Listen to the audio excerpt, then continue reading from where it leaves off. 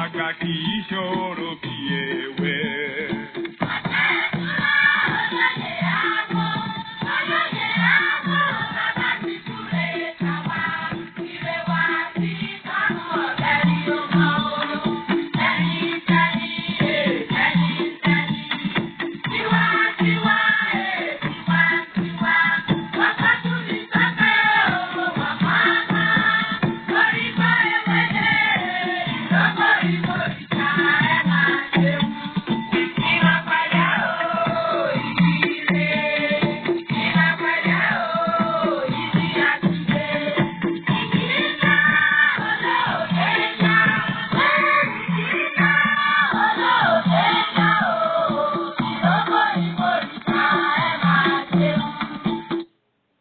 Ẹkú kalẹ̀ gbogbo èèyàn ọmọ kóòtù jíire nínú olóko káàkiri gbogbo àgbáńlá ayé.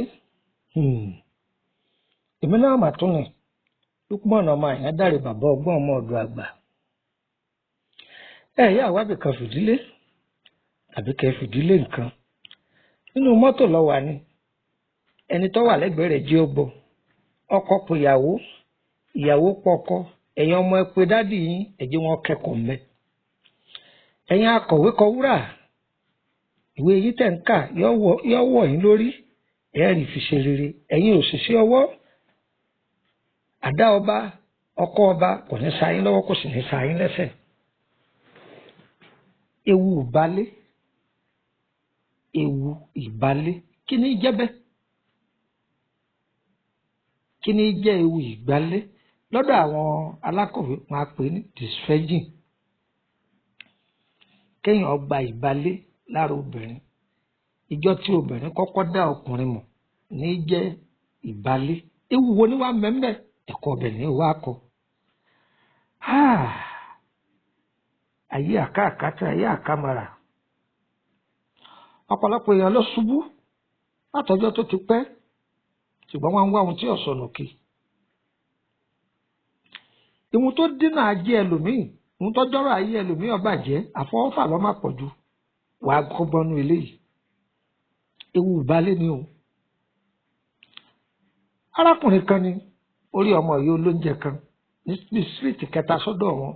Ọmọ ìyá yìí rẹwà lóòótọ́, ṣùgbọ́n oúnjẹ nìyá rẹ̀ ń tà.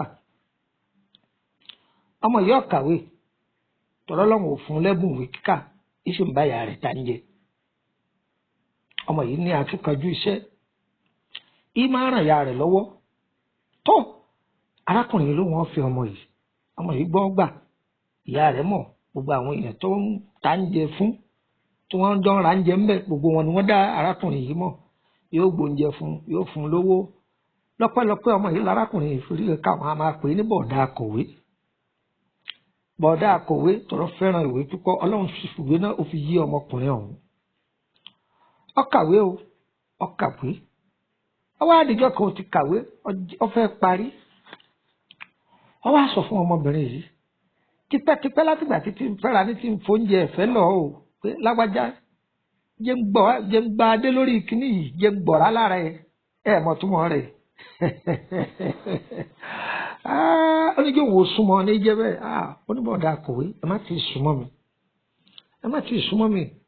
Àwọn òbí mi sọ fún mi wípé àwọn gbọ́ pé wọ́n nínú àkọsẹ̀jáyé mi, ẹni tó bá gba àbálé mi, òun ló gbọ́dọ̀ fẹ́ mi o.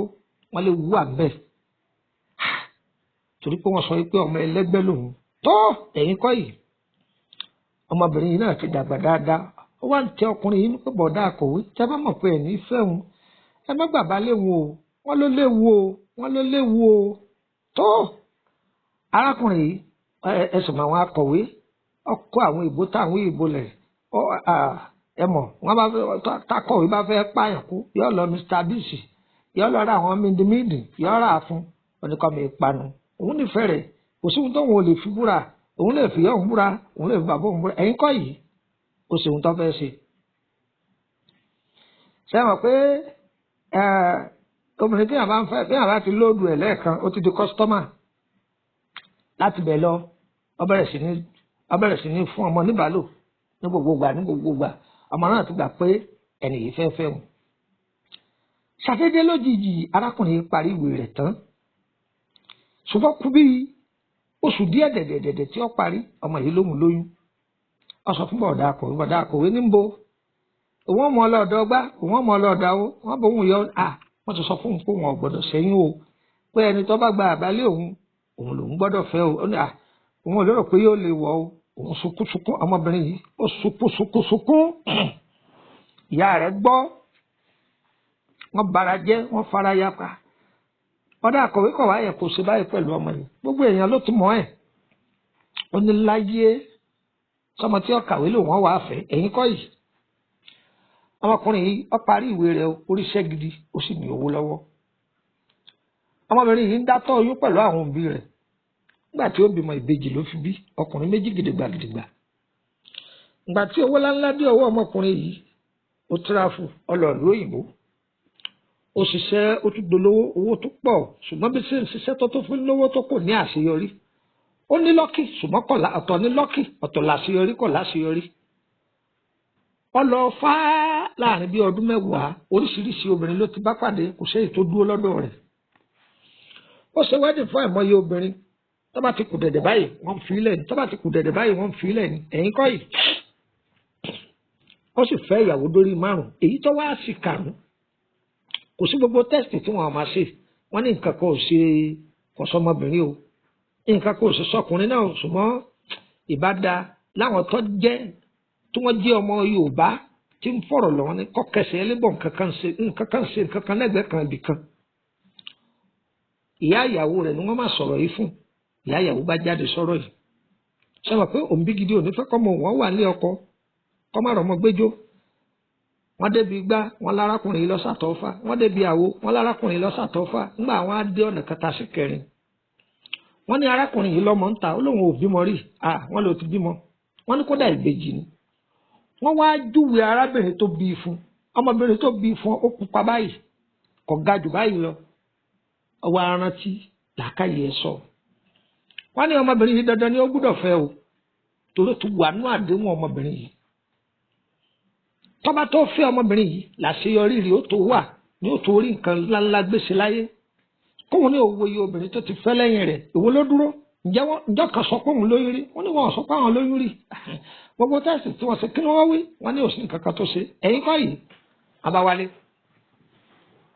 nígbà wọ́n wálé káàkiri wọ́n bá wá ọmọbìnrin yìí lọ bí tíyà rẹ̀ ti ta ń jẹ látijọ́ ń bo wọ́n bá béèrè lọ́wọ́ àwọn lágbájá látijọ́ tí wọ́n ti kókó mí kí sọ̀rọ̀ ọdún 7 wọ́n ṣàtẹ̀bìrì ẹ mọ̀ pé tọ́lọ́wọ̀n ọba ní fìyà jẹni yóò gbé ní pàdé aláàánú wọ́n ṣàpàdé ẹnì kan ní kíní ni wọ́n kó lọ ojú èbì wọn lọ wọ́n débẹ̀ wọ́n wá ọmọbìnrin yìí rí o ìgbà wọn wá rí wọ́n bẹ̀ yá wọ́n bẹ̀ ọmọ ó ṣèlérí ọkọ ọmọ àtìyá okú wọn tíráfù ìgbà tó kó wọn tíráfù eku ń kó bí eku ẹyẹ ń kó bí ẹyẹ ìyàwó tó padà fẹ́ ìgbà yẹn ọmọbìnrin yìí òun náà finú ṣoyún ọfẹ ìgbọmọpọ̀ gbogbo ẹ̀yin bọ̀dá bẹ́ẹ̀ bá rọmọ ẹlẹ́pà lílá bẹ́ẹ̀ rọmọ oníbọ́ọ̀lì bíbójẹ bẹ́ẹ̀ rọmọ búrẹ́dì ẹ kù mọ́lẹ̀ ẹ̀kọ́ lélẹ́yìí o fẹ́mi àtìyín o ẹ̀kọ́ lélẹ́yìí o fẹ́mi àtìyín o wọn wọ́n mi ò tó màá fi gọ̀gọ̀ fa ẹ má jẹ́ àfọwọ́ ara fa wàhálà ọ̀pọ̀lọpọ̀ ní lọ ṣọ́ọ̀ṣì ní lọ orí òkè ní gbàdúrà ní tibìkan bọ́ọ̀bìkan aṣọ tó sì wọ sọ́nù jìbìtì lólu tó fi ráṣọ yìí bóun làdúrà rẹ̀ sì fẹ́ gbà